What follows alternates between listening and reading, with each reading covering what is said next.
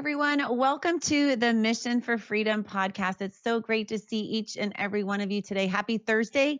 It is April 24th, and we are live on several different platforms: the Mission for Freedom Rumble platform, and then X and YouTube, and then also our amazing producer, Annie Cyrus. She has so kindly put us on her Facebook page, YouTube, and then we're also on X American News. If you're not following them, you are missing out. You should hop over on X right now, give them a follow. And we are live on X America News. And then, of course, X America News has a Rumble account. And you can follow us, Mission for Freedom, and X America News on Rumble.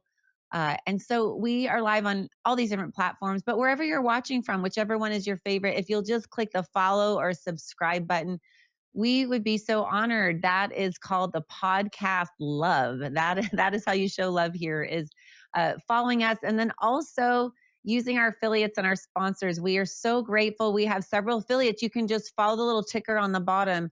Just like all the news stations have a little ticker, we do too, but these are our affiliates. And that's a way you can show us some love too. So if you're learning something here, if you find Mission for Freedom helpful, if you love being a part of our army and joining us every Tuesday and Thursday at 4 p.m. Eastern, we would be so honored if you'd support us. It turns out it's not free doing this podcast gig. And newsflash, I didn't know that until I started one. So there you have it. And so if you would be so kind, you're going to buy stuff anyway. So if these affiliates, if they have some things that you could purchase, that would be such a blessing. Our two main ones today are My Pillow, the amazing Mike Lindell Patriot. MyPillow.com. You can use the code MISSION there. And then, of course, our producer, Annie Cyrus, she is also an artist. She does lots of phenomenal work with resin. And one of the best parts is that she customizes things. So colors and products and mediums, different art mediums. She can pretty much do almost anything. I know she probably doesn't want me to say that, but it is true. So if you go to lutfstudio.com, she also has a podcast, liveuptofreedom.com, and she's an amazing orator. She's so smart, so kind, and really is a phenomenal freedom fighter. As basically a former Iranian who escaped she's from there, but she escaped through Turkey to America, and her story is incredible. You should head over to her website, liveuptofreedom.com, and check her out. But she's an artist as well. So if you love what you're hearing and it's helpful, use our affiliates. That would be such a blessing today.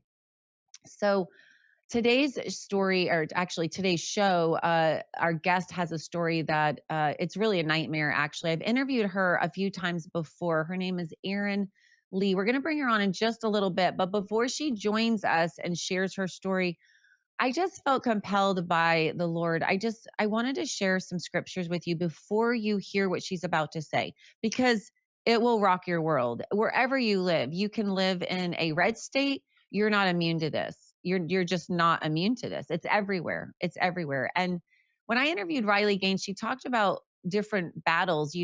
Sometimes we see them in the news. We think about it. And we're like, oh, I'm so glad that's not affecting me in my hometown of XYZ.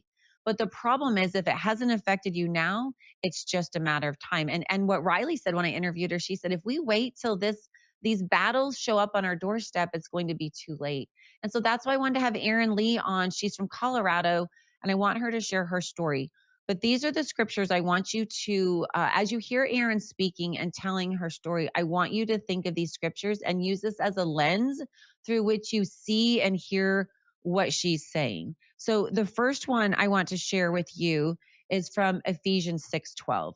I think it's critically important that we see what's happening in the world through the correct lens. And that is Ephesians 6:12, which says, for our struggle is not against flesh and blood, but against the rulers, against the authorities, against the powers of this dark world, and against the spiritual forces of evil in the heavenly realms. That's our battle. I mean, it doesn't even say it's a spiritual battle. The Bible is so clear to point out that it is not against flesh and blood, but it's against the rulers, authorities, and powers of the dark world and the spiritual forces of evil in the heavenly realms. So think of that first. When you're hearing what Erin's saying, know that this is a spiritual battle. Second scripture, Ephesians 5:3. It says, but among you, there must not even be a hint of sexual immorality or of any kind of impurity or of greed, because these are improper for God's holy people. So we're holy people. We discovered our founding fathers discovered America for religious freedom. If you didn't catch my podcast about One Nation Under God, check that out. Scroll through Rumble and find that. But our country was founded religious freedom in all 13 colonies. The number one reason in all 13 of them was religious freedom. So it wasn't gold. I mean, that was a reason, but it was religious freedom.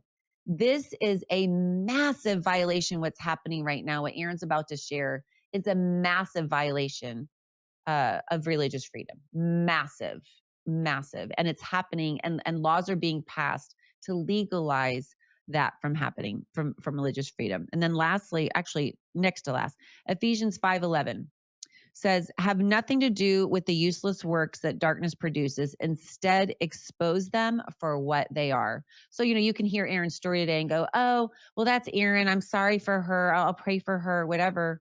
No, the Bible says that you are to expose them, not just Erin. It's not just Erin's job. It's not my job. It's our job as Christians, as believers, as followers of Jesus. According to Ephesians 5:11, we're supposed to expose them. So how do you expose Erin's story? Maybe share this podcast, follow her, share her posts that she makes on social media, talk about it at lunch, at dinner, with your kids, with your friends. That's how you can expose the evil deeds of darkness. And then lastly, this is what I feel is one of the most important. Proverbs 22:6 says, train a child in the way he should go, and even when he is old, he will not turn away from it. So there you go. It's a spiritual battle. We're supposed to expose sin and evil. There isn't supposed to be even a hint of sexual immorality. What is sexual immorality?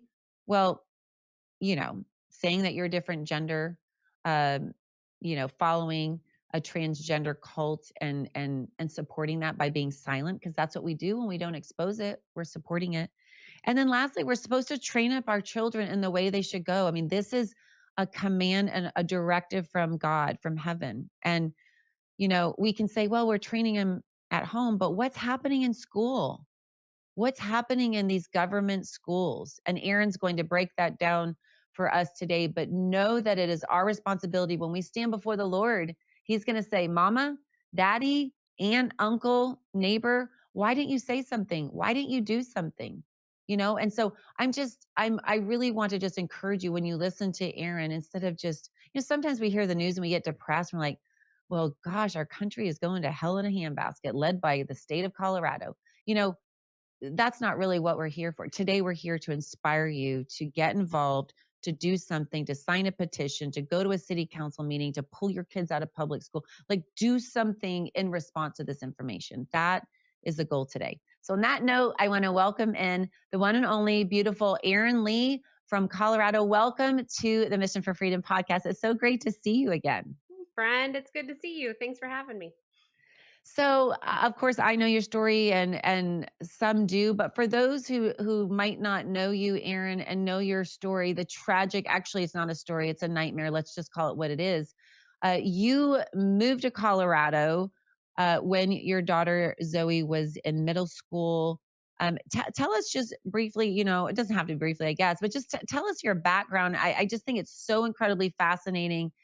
Who you are today is nothing like who you were when you moved to the state of Colorado.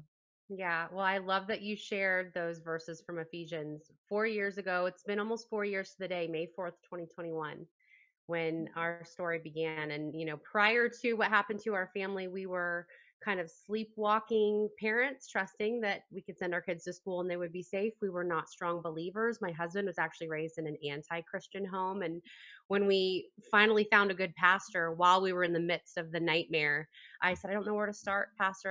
I've never opened a Bible. I don't know what to do. And he goes, just Ephesians 1 every day. Read Ephesians. And so it's very appropriate that those are the Oh, verses you shared wow. in reference to our story. But May 4th, 2021, as you said, we just moved here from Florida. We just moved to a new town, a new school. It's the height of COVID.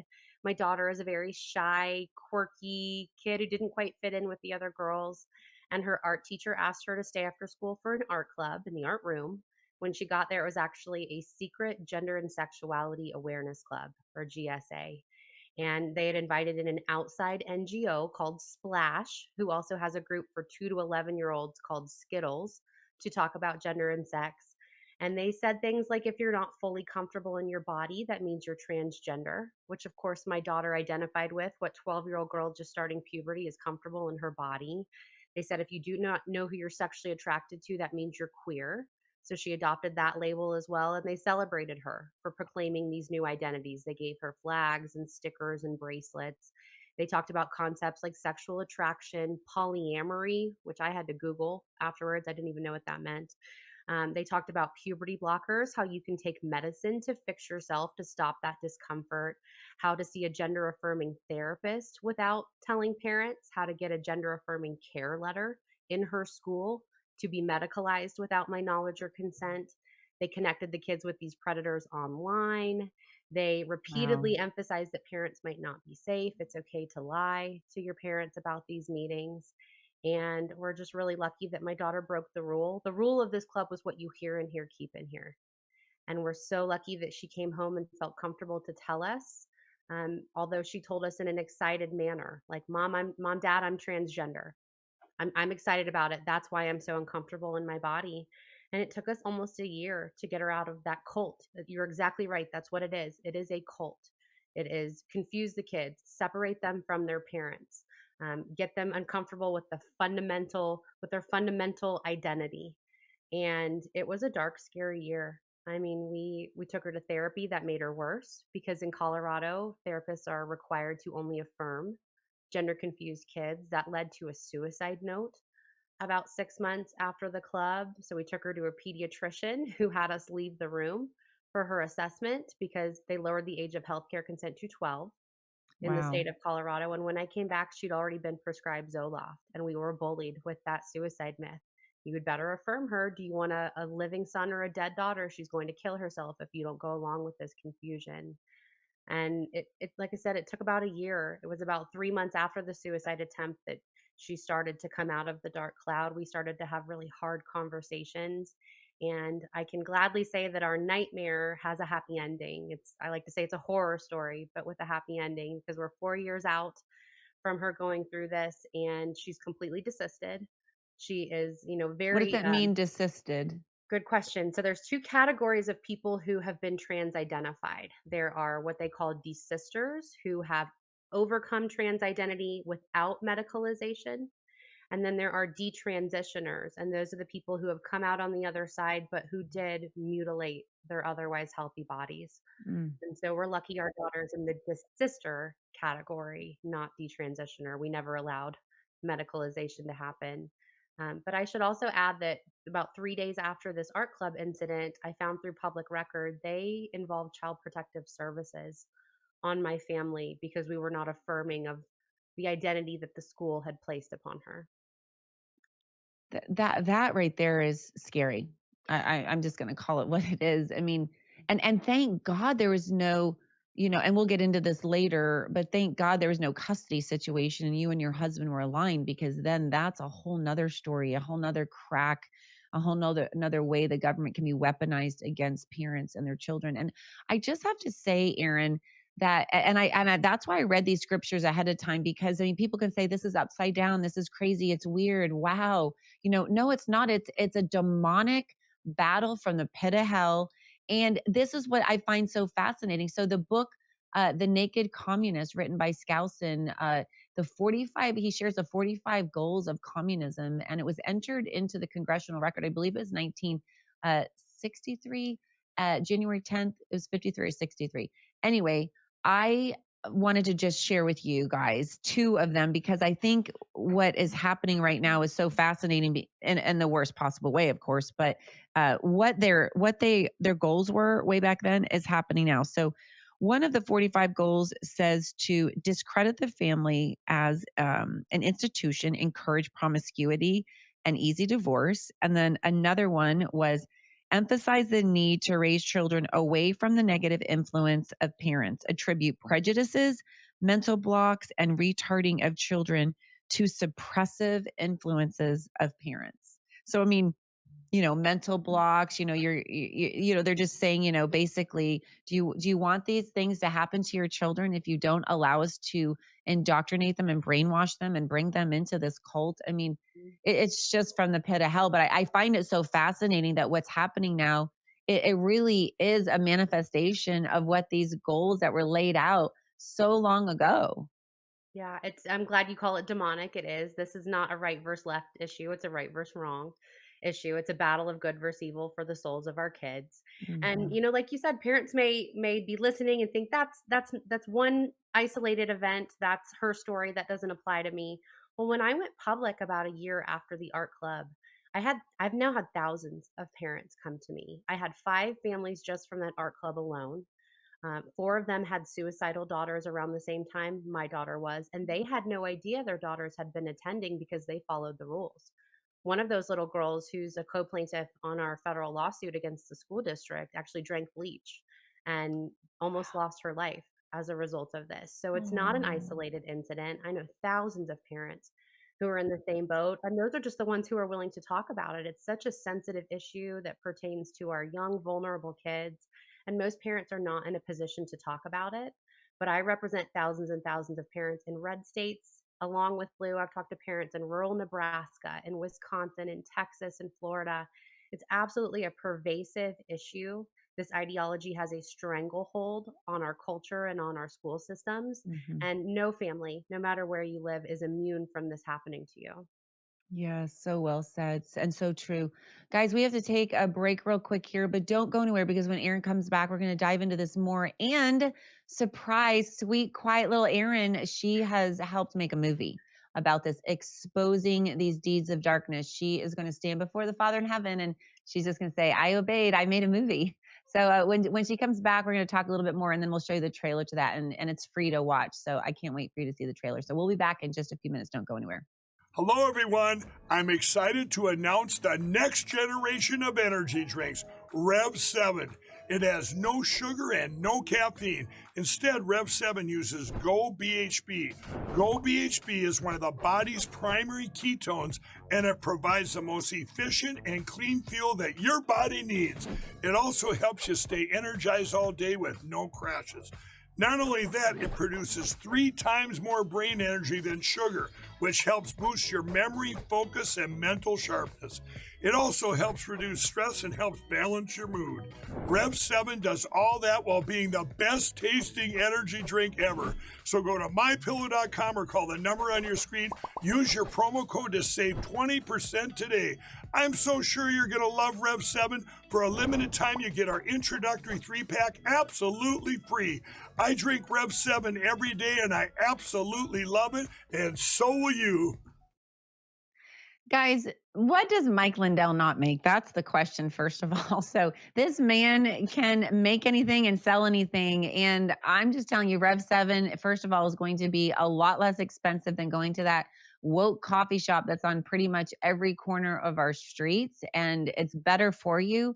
And, for women, I learned this recently that caffeine, especially excessive caffeine, but caffeine strips calcium out of your bones. So, if you can get some energy from a healthy source. I just think that that's good wisdom. And I mean, you get to try it for free. These coffee places don't let you try drinks for free. So use the code mission, mypillow.com, Rev7. Get the free pack and just try it out and see. And who doesn't want more mental clarity? When we started the show, we all got on. We're like, oh, we're feeling a little tired today. I'm like, I need a Rev 7. That's what I need. So mypillow.com, use the code mission and check it out today. All right, Erin, welcome back. I wanted to just finish this conversation about you. You're calling it a demonic cult, and this was something I was wanting to say in the first segment. Um, it's astounding to me, and I know I've said this to you privately and publicly. It's astounding to me when I realize that your daughter was in this quote unquote art club. I believe you told me in the past the entirety lasted, was it 3 hours, Aaron? Yeah, from the time she was invited till the time we picked her up was 3 hours. I mean, that gives me goosebumps just thinking about it. In 3 hours, your life was changed forever. And I believe in Romans 8:28, the scripture says that God works all things together for our good for those who love him and called according to his purpose. And I mean, this woke you up like with a 2 by 4 spiritually, politically, parentally, educationally, probably medically, like legally. I mean, there's really you got awakened on lots of different levels. And I guess it's just not lost on me, Erin, that this all happened in 3 short hours. Yeah, I mean, of course, preceded by years of indoctrination, which is why my bottom line message is always get your kids out of public schools. They are not safe, no matter where you are. She'd been hit with subtle pronoun conversation and inappropriate reading assignments, and boys using Uh, the girls' locker rooms and overnight rooms, and that being normalized to her. So they definitely primed her for this meeting. But yeah, 3 hours turned our whole world upside down. And, as you said, I was a really non confrontational kind of weak, meek, needed to be liked by everyone kind of person. And we changed everything about ourselves. You're right. I woke up on every front. Our whole family has changed. Our life has changed. It's a horror story with a silver lining because our whole family is better as a result of that. We found Christ. We, realized that we had been lied to by the government.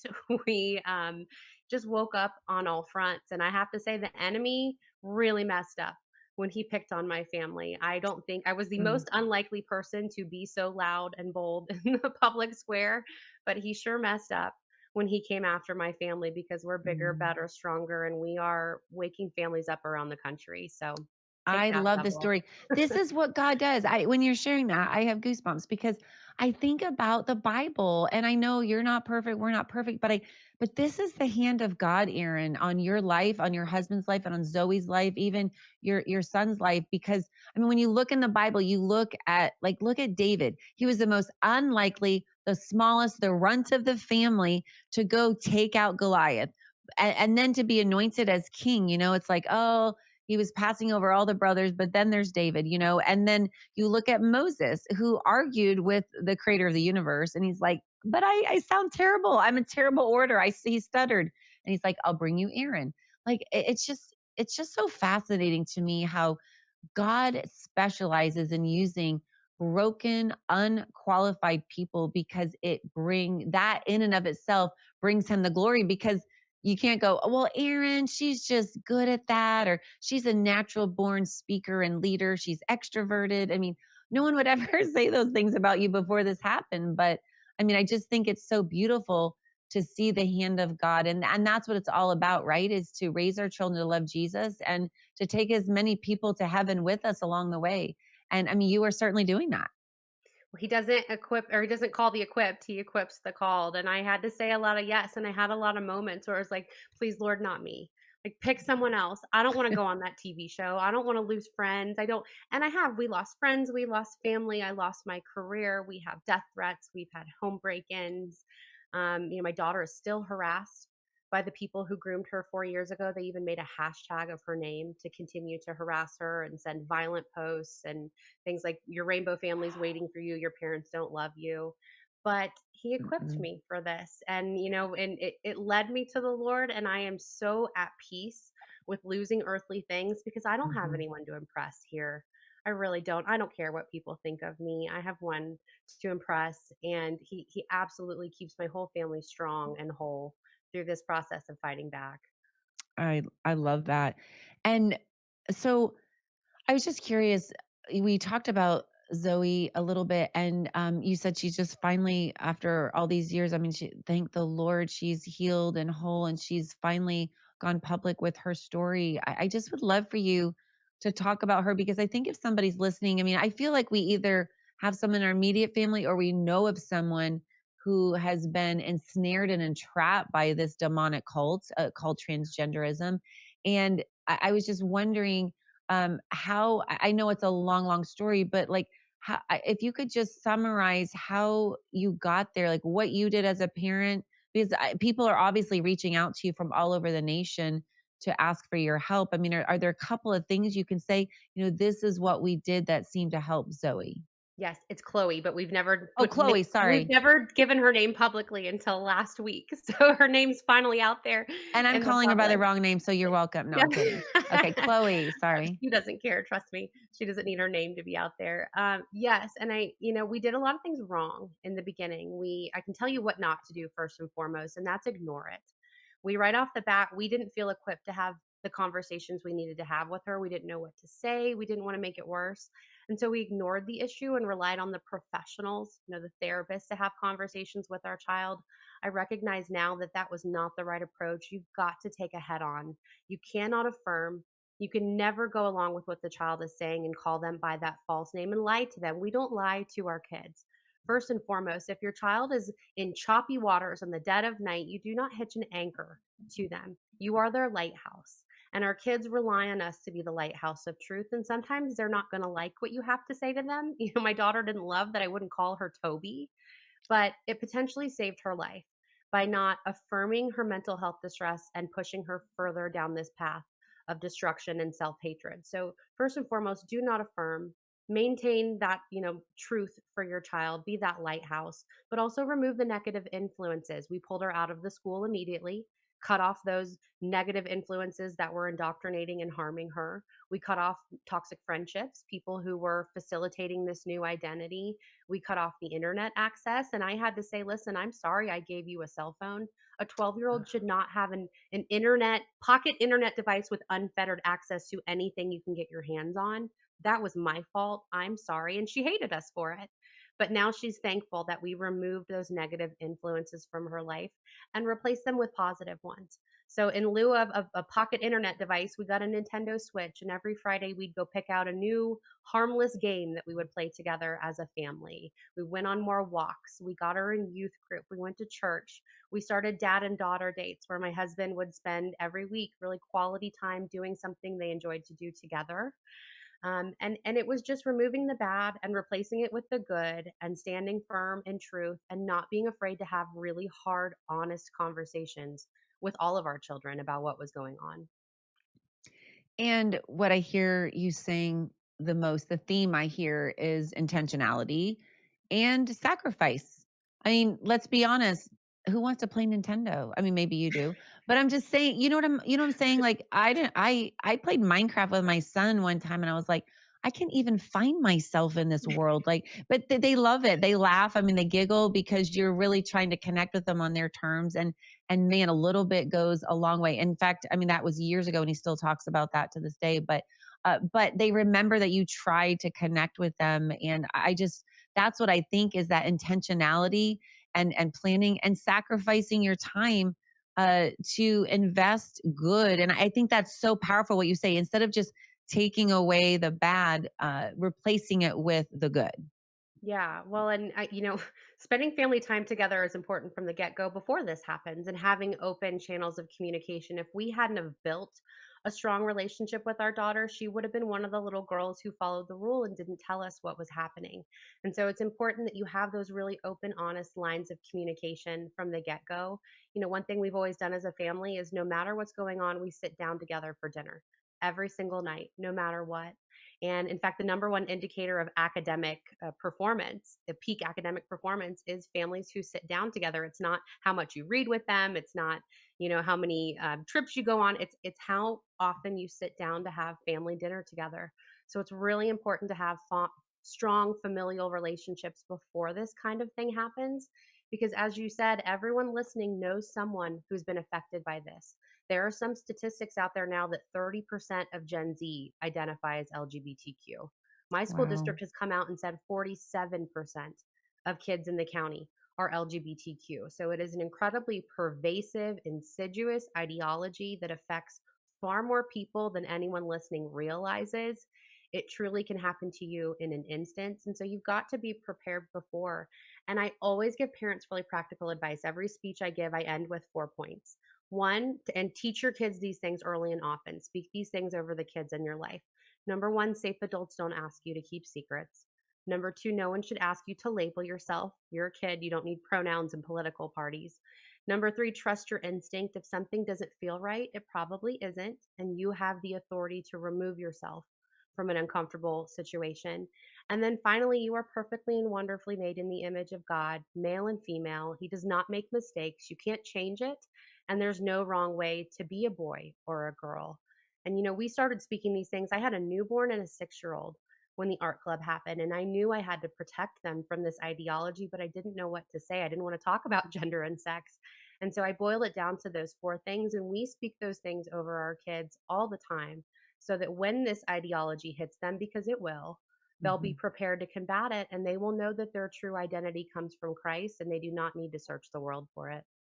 And they can help friends if their friends are struggling and their friends' parents haven't told them so beautifully and succinctly and eloquently what you did. And I love what you said there, Erin, that there's really, I can't remember exactly how you said it, but there's not really one way to be a boy or a girl. Because I think, I've heard you talk about how these government schools prey on, autistic kids and just the middle school vibe when, let's be honest, a lot of adults don't like who they are, but that is such a rough, hard time on kids when they, don't know who they are. They don't really like who they are. And that's normal. And it's just so fascinating to me how they're just like a predator, a thief would come into your house and they look to see when you're not home. And I mean, it's incredibly, incredibly intentional what they're doing. Oh, absolutely. And they go after the most vulnerable kids. There's actually statistics that upwards of 50% of the kids that are trans identified are autistic. They're just socially awkward and they're longing for connection. And they get what I call glitter bombed or rainbow bombed, where these people come in and just offer them the world. We're your family now. We're your friends. There's toys and there's flags and we're your new family. And your family may not support you, but we do.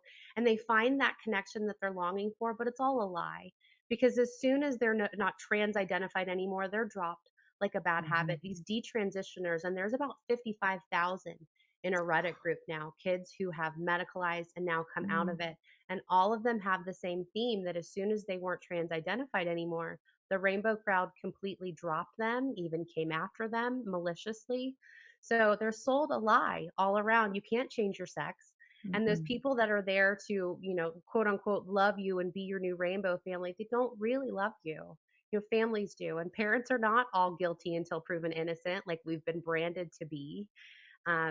It's such an insidious, intentional cult that is coming after the most vulnerable kids, primarily in adolescence.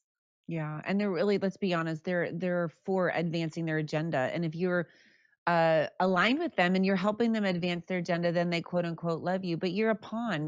These kids are pawns, and they're just being used to advance this cult and really evangelize the globe with this, and definitely the United States. And I've heard you say, as goes Colorado, so goes the nation. And so I just want to implore people who are listening today. I mean, this is obviously not just Colorado, but what's happening in Colorado really does matter. And so before we head to the specifics of that, we're going to go to a break here in just a second, but I wanted to play real quickly the trailer for your movie, because I really think people, to get the feel of what really happened and to really be inspired with ideas on what they can do and just signs and symptoms, things they can look for, they really need to watch Art Club at artclubmovie.com. But let's show that trailer, and then we'll talk a little bit, and then we'll go to the break, and then we'll talk about what's happening in Colorado in the next segment.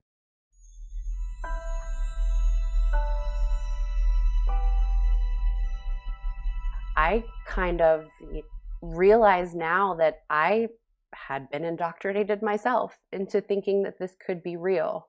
I was a product of the society we live in now, where everyone thinks that this is completely normal, that people can be any gender they want. And in that very moment, I thought potentially she could be transgender. You can choose to be a boy, a girl, neither, or both. The pronoun question is a direct attack on the nature of creation and the nature of God. We set them up and say, if you don't go down this path, you're going to commit suicide. We're going to lose our country. We're going to lose our freedoms. We're going to lose our families. We're going to lose everything. My number one advice to parents is get your kids out of public schools. They're not safe. I think she came into my office with a flag she was given during this class and looked at me with a smile and said, "Dad, I'm transgender," and then basically scurried off. I went through a range of emotions. I started with wondering if it was real and then realizing this isn't real. I know my daughter. It took me a minute. It was just so much shock. Yeah. Nothing could have ever prepared us for that moment. It was just a regular Tuesday, and she came home and she was a whole different person. When I first heard Erin's story, I knew that this should be shared with the nation. And that is why we have created this documentary. This is simply their authentic, first-hand experience.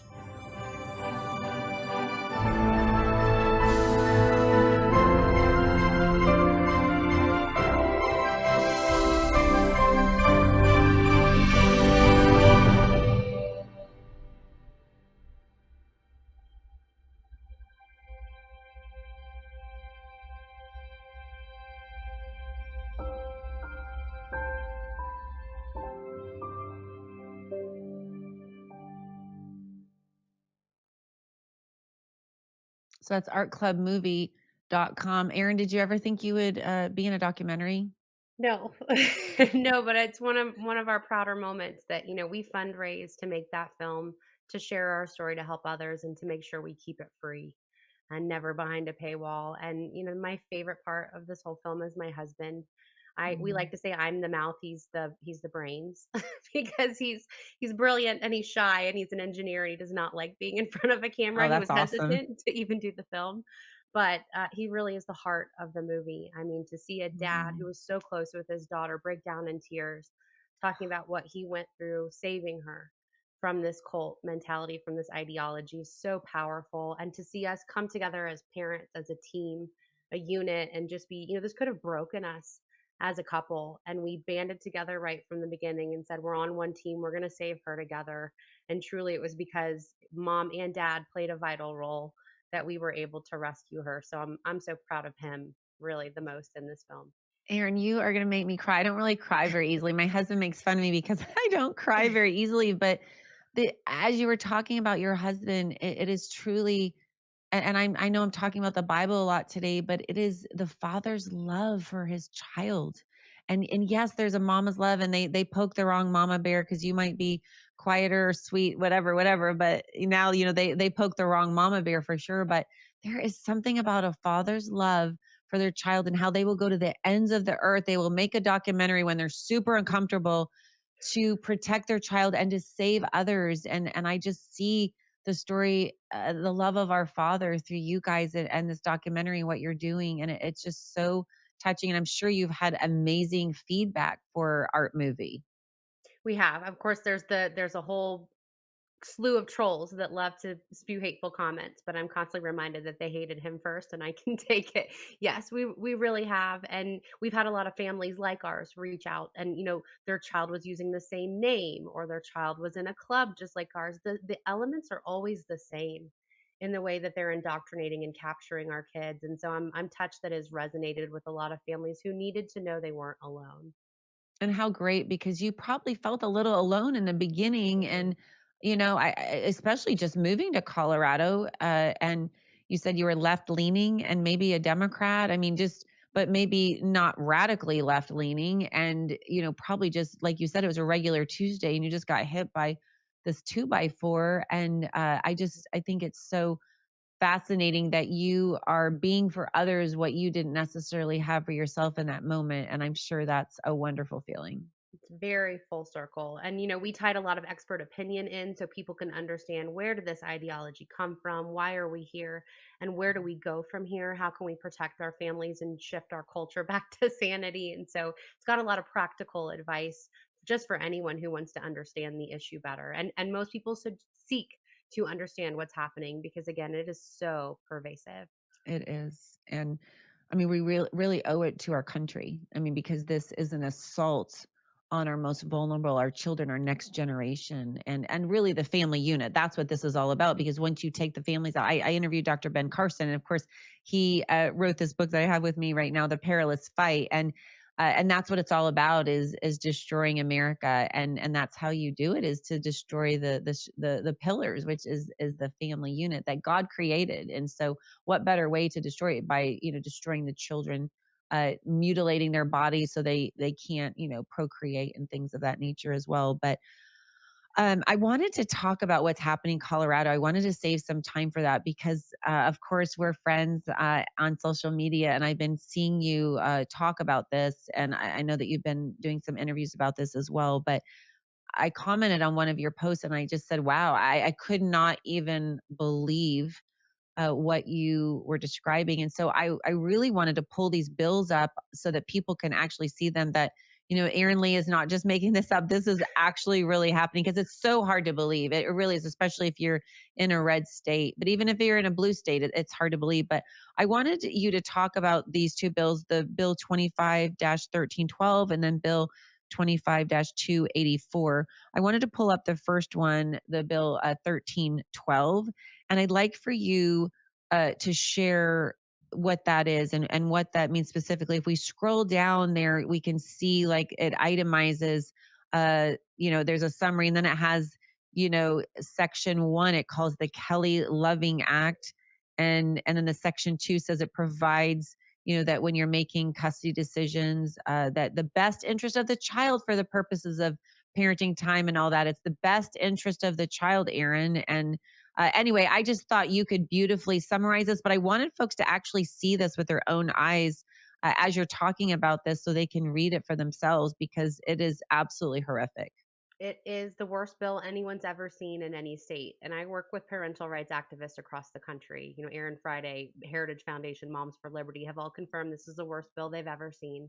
I'm calling this the trans your child or the state will take them, and call that man a woman or the state will come after you bill. So it's really multifaceted. But the section 1 there says that misgendering or dead naming your child, which is calling your child by their birth name that you gave them, is considered coercive control or abuse. And this gives license to the courts of Colorado to remove custody from parents who will not affirm their child's delusion. So for me, 4 years ago, when CPS came to my home and my daughter said, "My mom is not calling me Toby," that would have given the state the right to remove my child forcibly from the home and take custody of my children. Of course, it's going to affect the dads in custody situations. I've talked to dads in 7 different states whose ex-wives have moved here to medicalize their minor children against their will. And this Wow. negates any other state law, any custody order, any federal mandate. It basically makes Colorado this just stronghold, this fortified place, this vault, where if you can get a child here, you can medicalize them, and the parent who's willing to do that gets full custody, disregarding any other state's law or custody order.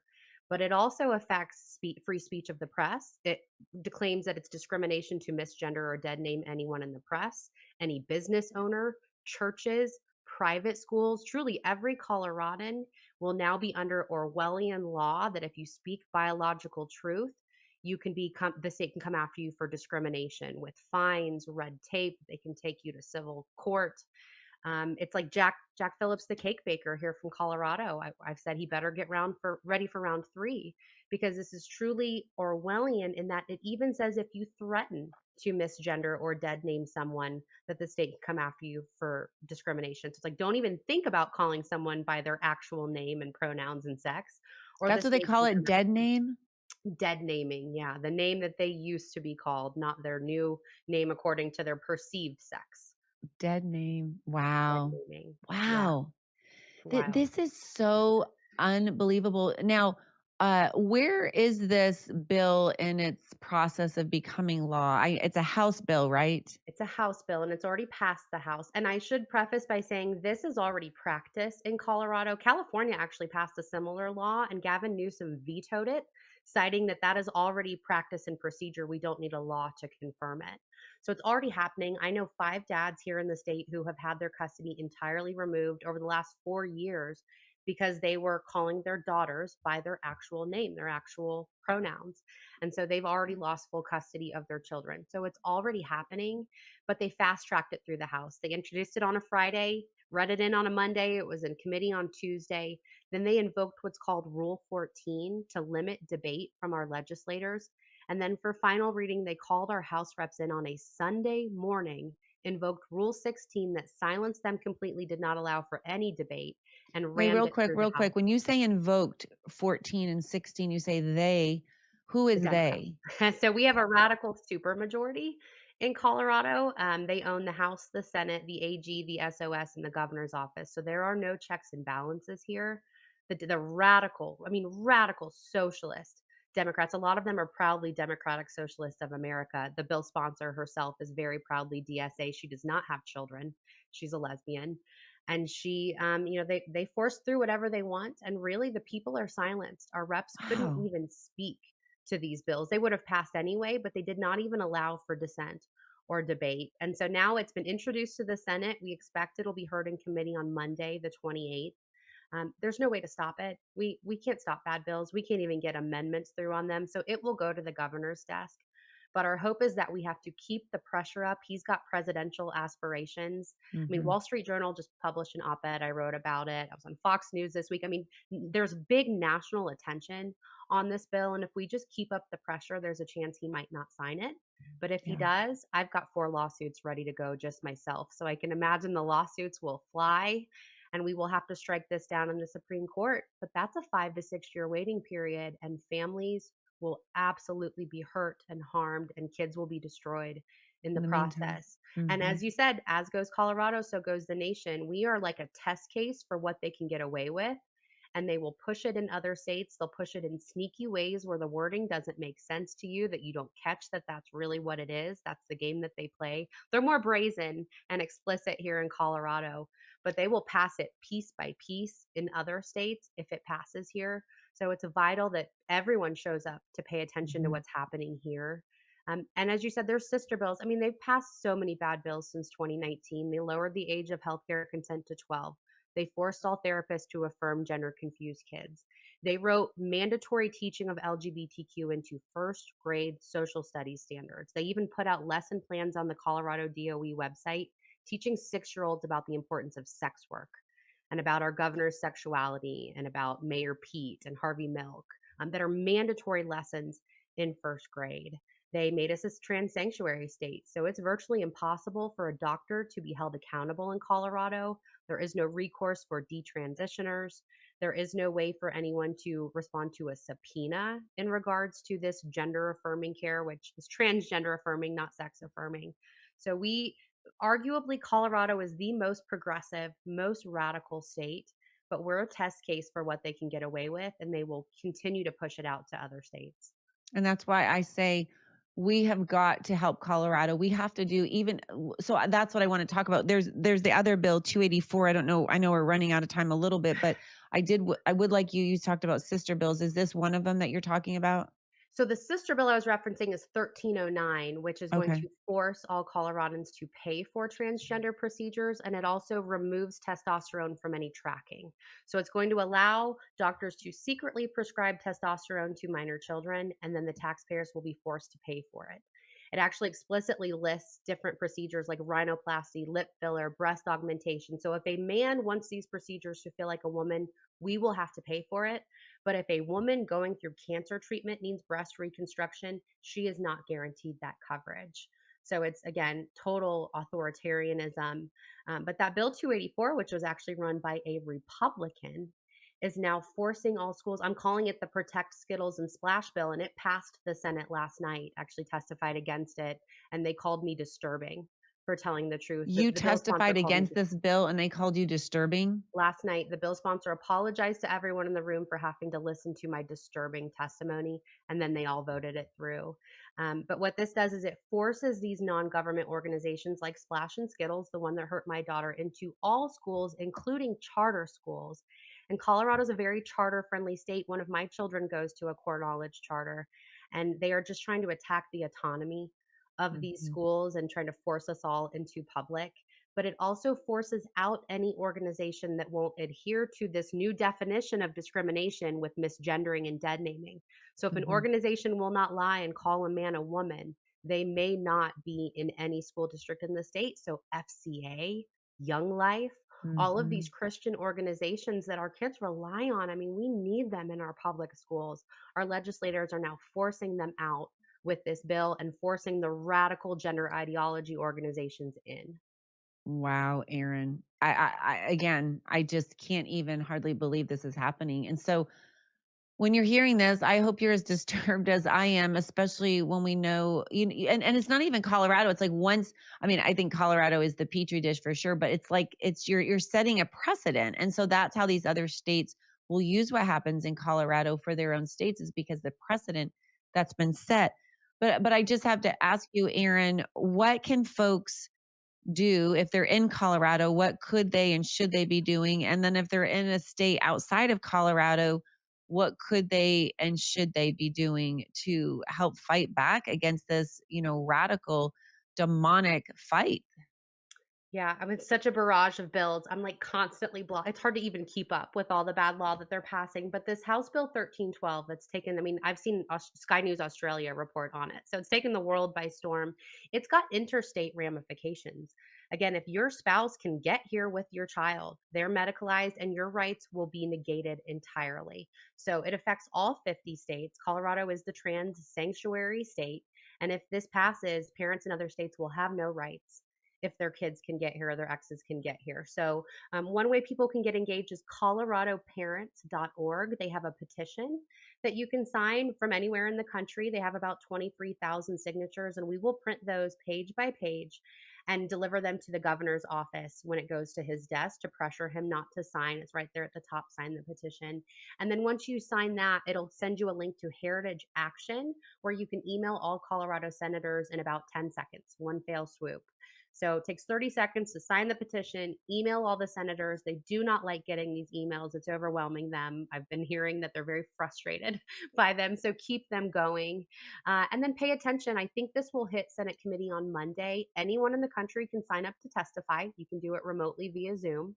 And I will put out on my X, Erin for Parents, as soon as it's open for registration to testify. I will push out the link where people can sign up. Let's overwhelm them with testimony. Let's keep them there until 5 in the morning and let them know we're not having it.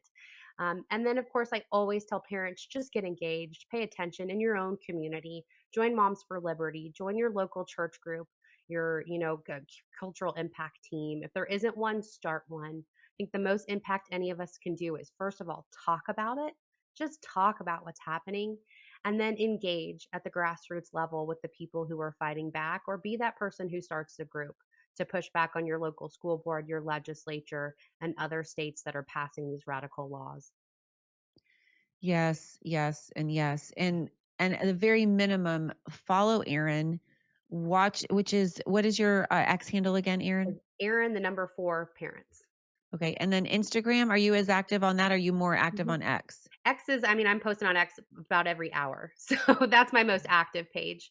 But I'm Erin for parental rights on other pages. And as soon as Okay. this bill has updates, I'm pushing them out on all platforms. Okay. But X, if we're going to follow one, to do that. And you said you have 4 lawsuits ready to go if this passes. And you referenced earlier in the show that you already have a lawsuit that you have a co-plaintiff, I guess, with the other parents in that, who are in the kids were in the art club. Yeah. So actually, 2 days ago, our dismissal was upheld by the 10th Circuit, which was, of course, soul crushing for me. But I filed a federal lawsuit in 2023 with the other family. Pam Bondi actually is our head attorney. America First Policy Institute took the case. It was dismissed. We appealed. We had great oral argument in January. They just came down with an upholding of the dismissal on Tuesday. But we will be appealing to the Supreme Court. We've got standing in our case. The Supreme Court is asking for a case like ours. We're in a really good position. And so I welcome prayers from everyone that the Supreme Court will take up this case and we will settle once and for all parents in the country, that Yes. parents have a right not to be lied to. Yes. And they have a right to be parents, Erin. I mean, that it's in our constitution that we have the right to direct the education of our children. So I'm so proud of you, and thank you. Thank you for doing what you're doing. It's not easy. And I know you have hard days. I know I've texted you before and you're like, thank you so much. I know we Needed need it. to encourage you and we need to support you, and you're you're on the front lines fighting, and we need to be fighting in our neck of the woods as well. But if there are ways that we can support you too, I think it's good just to reach out and message you, and let people, and let you know that people are praying for you. But I just can't thank you enough for what you're doing. Obviously, initially was for Chloe, and to get through that, but now you're really helping to protect and save the children of our nation. And I know that I speak for all parents, at least godly parents. We're just so grateful for you, Erin. Thank you. Thank you for the support. You do. You've messaged me at my lowest moment when I need, like, the Lord knew you better send her a message because she's in the Right? pit. Yeah, some days are bad, but there's so much hope. Their parents are waking up. We have so much to look forward to and so much good. And yeah, some days are hard and the battle is truly good versus evil, but we know who wins in the end. That's right. And obviously we would all like an easy life, but would you change anything, or would you just kind of you do the Nope, same not for thing? a Yep. second. No, I'm so Wow. grateful for everything we've learned and how strong our family has become and that I've been called to be this beacon for other parents. I'm grateful for what we've Well, been you're through. amazing. You're amazing. And thank you for your time today. I know you're so busy. I so appreciate it. And so thank you, Erin Lee. Thank you for your fight. And thank you all so much for listening. Tuesdays and Thursdays, 4 p.m. Central. Join us and join us in the fight as we stand for truth to protect our children and to protect our liberties in the United States of America. God bless.